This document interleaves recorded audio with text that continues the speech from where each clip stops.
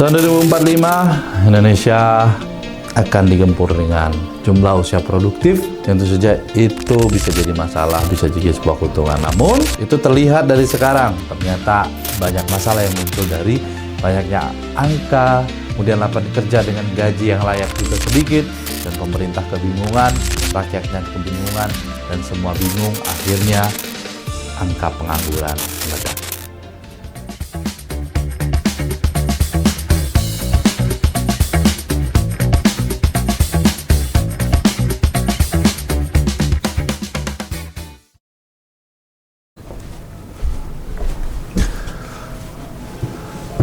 Tahun 2045, Indonesia akan digempur dengan jumlah usia produktif. Tentu saja itu bisa jadi masalah, bisa jadi sebuah keuntungan. Namun, itu terlihat dari sekarang. Ternyata banyak masalah yang muncul dari banyaknya angka produktif, usia produktif yang ada di Indonesia. Lapangan pekerjaan sedikit, lapangan pekerja yang tersedia yang sesuai dengan jurusan sedikit, kemudian lapangan kerja dengan gaji yang layak juga sedikit, dan pemerintah kebingungan, rakyatnya kebingungan, dan semua bingung, akhirnya angka pengangguran meledak. Bicara pengangguran, maka kita akan tahu bahwa bukan bicara tentang orang-orang yang malas, bukan bicara tentang orang yang bodoh, namun bicara tentang bagaimana serapan tenaga kerja itu sesuai dengan skill yang dimiliki oleh seseorang. Jadi kita tidak lagi bicara Anda jurusan apa, Anda fakultas apa. Walaupun memang idealnya fakultas hukum bekerja di bidang hukum, fakultas ekonomi bekerja di bidang ekonomi, fakultas pendidikan bekerja di bidang pendidikan, dan seterusnya. Namun faktanya bahwa ternyata lapangan pekerjaan yang sesuai dengan jurusan itu jumlahnya tidak banyak.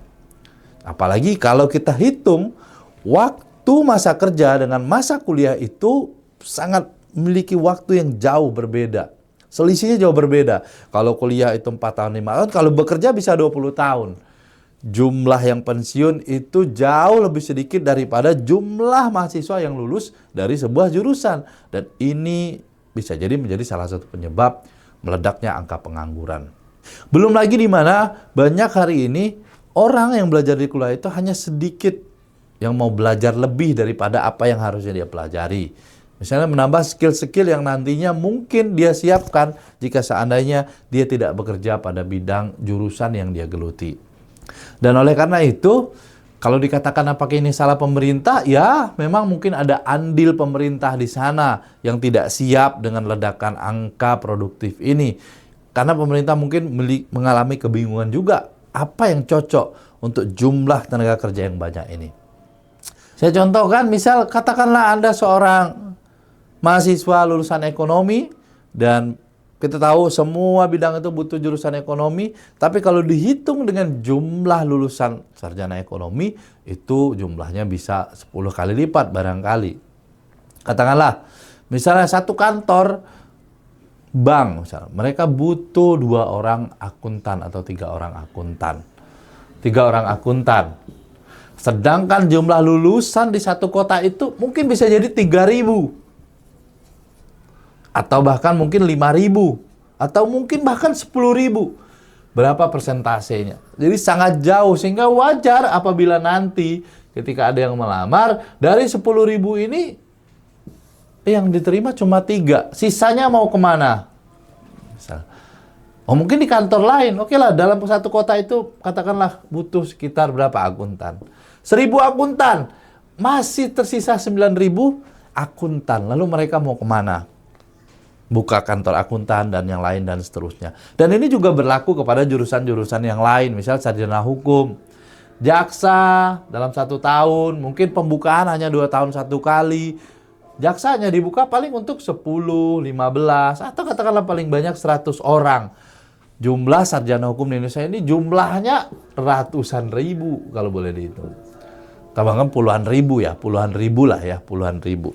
Untuk datanya mungkin teman-teman boleh cari berapa jumlah lulusan sarjana hukum di Indonesia. Karena tiap provinsi ada kampus, maka biasanya ada sarjana hukumnya. Katakanlah satu angkatan misalnya adalah 300 orang. Kalau dalam 5 tahun berarti 3 kali 5, ada 1.500 orang, itu 5 tahun.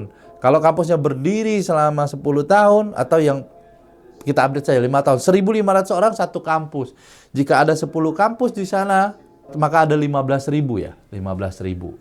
15.000 sarjana hukum.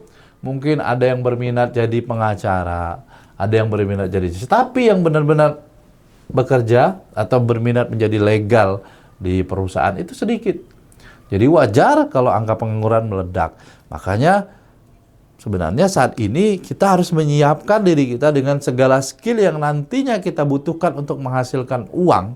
Karena pada akhirnya bekerja ini adalah tentang uang, teman-teman sekalian. Ayah bunda.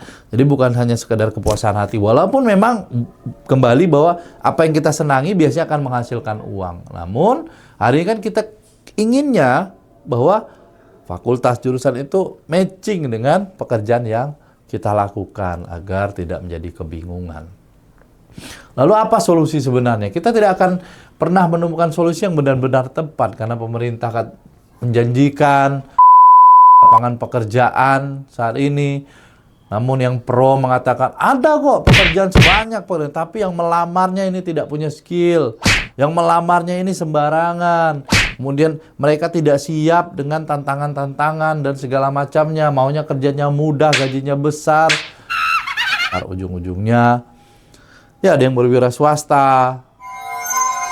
Berwira swasta tapi susah juga ya. Karena membangun bisnis itu tidak mudah, teman-teman.